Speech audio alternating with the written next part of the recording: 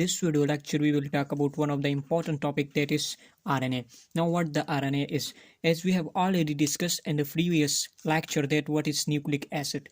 Nucleic acid is actually mainly composed of the following three components. The first one, that is pentose sugar, the second one is nitrogenious base, and the third one, that is phosphoric acid. These are the main constituent of the nucleic acid. Now if we look mainly the two on the basis of this pentose sugar, that is present and a nucleic acid. Now we will divide this nucleic acid into two categories. Now of the nucleic acid, it contains a pentose sugar, that is ribose. Ribose is actually the pentose sugar. Now we have another pentose sugar, that is deoxyribose. Mean ribose is actually the pentose sugar. Now on the basis of this pentose sugar, we have divided the nucleic acid into two categories. Though of the nucleic acid, it contains a ribose. It is actually a pentose sugar.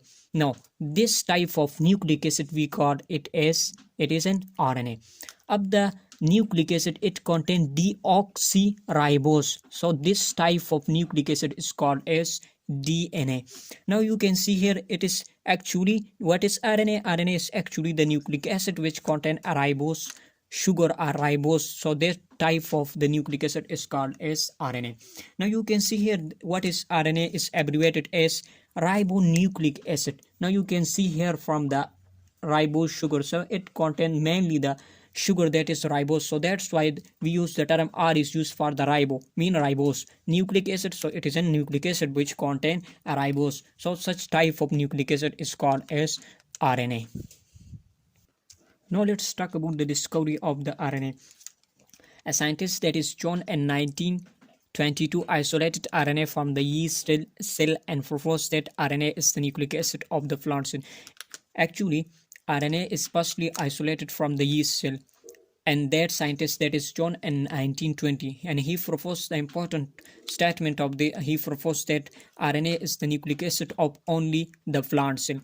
So in 1940s, it was proved that RNA is also found in plants, bacterial cell, and animal cells. So here the cell that also contain as the DNA is present in these cells, along with the DNA as RNA is also present, and also the constituent of the animal cell, bacterial cell, and plant cell. So this is the discovery of the RNA. Now we will define what the RNA is. So typically RNA is the polymer of ribonucleotide, meaning we have the nucleic acid. This nucleic acid is actually the polymer. So it's made from the small monomer units. In the case of the RNA, the polymer is ribonucleotide, while in the case of the DNA, the nucleotide, that is deoxyribonucleotide. So this is the definition of the RNA.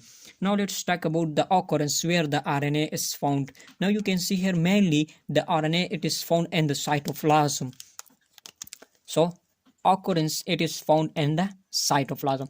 Now if we talk about where the synthesis of the RNA occur, now normally if we look to the structure of the cell, so you can see here the synthesis of the RNA, it is occur in the nucleus, while it is come out to the cytoplasm, where it is present and perform various function in the cytoplasm. Now you can see here in the nucleus a process occur that is called as transcription. Now through the process of transcription, this RNA is formed from the DNA. Inside the nucleus, DNA is found. Now through the process of transcription, inside the nucleus, RNA is formed. So this is about the synthesis of the RNA. Now the next point regarding to the RNA, that RNA is mostly single-stranded, but in some virus double-stranded RNA is also present. Now if we look to the structure of the RNA, so that it is mainly consists of only one strand in most of the cases, but there are some exception that is found in the viruses that have the double-stranded RNA. Now you can see here, in case of human, in case of the eukaryotes and bacteria, the single-stranded RNA is present, but we have the exception in case of the virus, that is some of the virus show some of the virus contain double-stranded RNA. So here the example of the virus is reovirus and one tumor virus. these are the virus contain double stranded RNA. Now, the next point that RNA is non-hereditary nucleic acid. So as you can see here, the nucleic acid which carry the genetic information from the parent to the offspring, this material is called as genetic material which carry the information. Now, the DNA is actually called as the hereditary material because it carry the information by the parent to the offspring. Now, RNA is non-hereditary nucleic acid. It cannot carry information by the parent to the offspring. Now you can see here one of the scientists, that is Franklin Conrad, in 1957 established that RNA is a genetic material, and some virus the RNA also act as a genetic material or hereditary material. So these example contain retrovirus, and the retrovirus and the RNA act as a hereditary material or act as a genetic material which carry the information. So you can see here the DNA is mostly single stranded, where the exception is found in the virus, but in the case of the heredity or the genetic information, the exception occur in the case of the viruses. Now let's talk about the amount of DNA that is present in a cell. Now if we talk about the typical mammalian cell, so the typical mammalian cell contain 1030 picogram of the total RNA that is present in a typical or a single cell of a mammalian. It contain this amount of RNA is present. Totally it contain all type of RNA. It may be messenger RNA, transfer RNA, or it may be the ribosomal RNA. All type of RNA, this amount is present in a single mammalian cell. Now we will classify the RNA on the basis of the information, or it contain the genetic information or it does not contain the genetic information. On this basis we will divide the RNA into two categories. The first one that is called as genetic RNA, while the second one that is called as non-genetic RNA. Now let's discuss about the genetic RNA. So the organism which have only RNA is called as genetic RNA. Now we have the organism where there is no DNA is present. In this case, the RNA, this is act as a genetic material in this organism. So you can see here that this type of genetic RNA, it is found in viruses. So here are the example of the organism that have the only RNA does not have any type of DNA is present in these organisms. So this is the virus. The first one that is influenza virus, and the second one is foot and mouth virus. And these viruses only the RNA is present. Now if they have the only RNA, so in this case the RNA, it is act as a genetic material and carry some information. So such type of RNA, this is called as genetic RNA. Now we have the non-genetic RNA. So the organism which have DNA along with the RNA, this is called genetic RNA.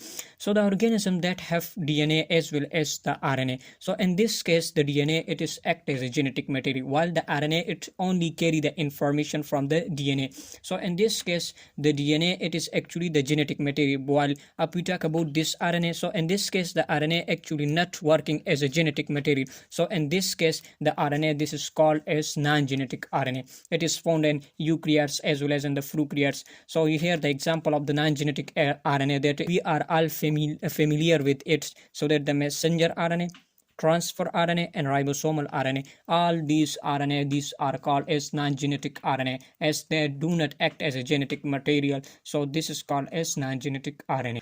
So let's talk about the structure of RNA. As we know that the structure of RNA, it mainly consists of the following three components. The first one that is ribose sugar, the second one that is phosphoric acid, and the last one that is nitrogenious bases.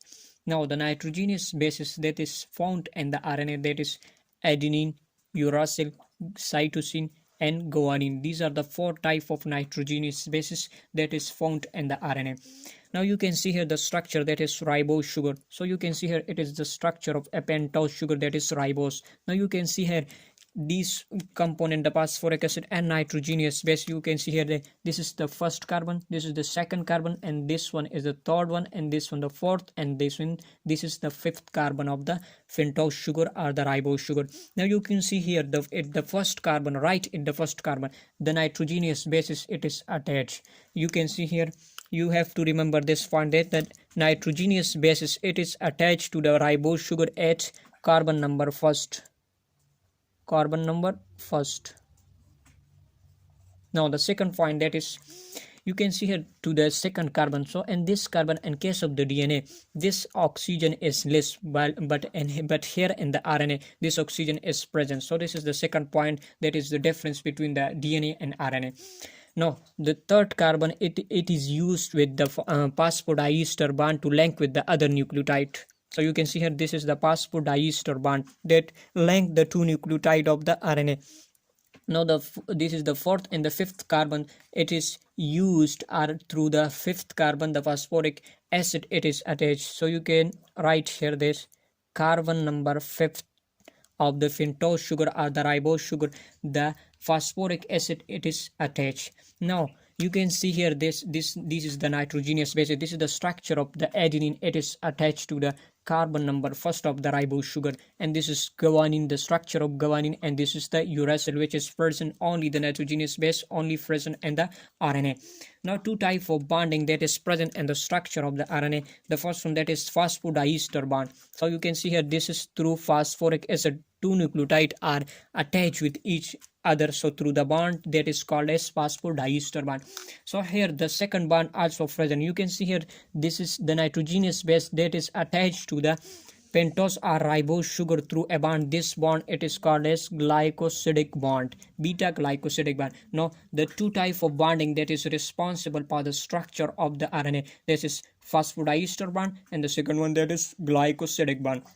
So this is the first nucleotide, ribonucleotide, and this is the second nucleotide, and this is the third nucleotide. You can see here, it is a polymer, it contains many ribonucleotides. So this is what are the single standard structure of the RNA.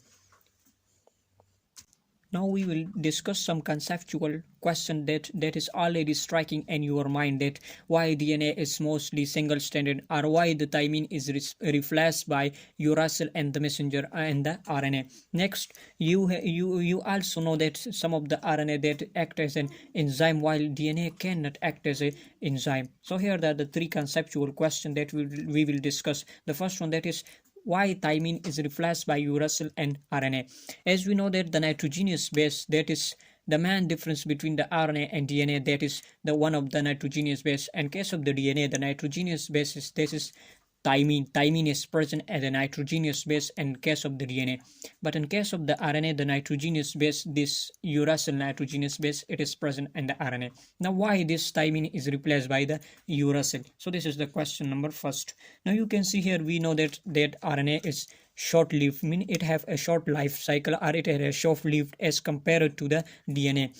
Now due to this reason, the degradation of this uracil occur through which the RNA have a short lived. Next we have the uracil. You can see here the uracil, any error occur in the uracil, so it cannot lead to the prominent or permanent damage. So this why the thymine is replaced by the uracil.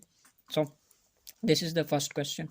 So it have RNA have short life, it's short-lived because of the uracil. So uracil is present, so it can easily degrade it. Now the second question, that is why RNA is single stranded and in general, and why DNA is double stranded. So you can see here, if you look to the structure of DNA, that DNA is double stranded, mean it have the information, because in case of the DNA, the genetic information it is present. Now to provide protection to this genetic information, double stranded is required by the DNA, and also these double stranded provide stability to the DNA, which is also more stable as compared to the RNA. So you can see here, this RNA here no genetic information is present, so that's why it is a single stranded, and no stability is required for the RNA. So this why the RNA, so that's why the RNA is single stranded as compared to the DNA, because the genetic information in case of the DNA it is present, and it also these stranded provide stability to the DNA. So this is the second question.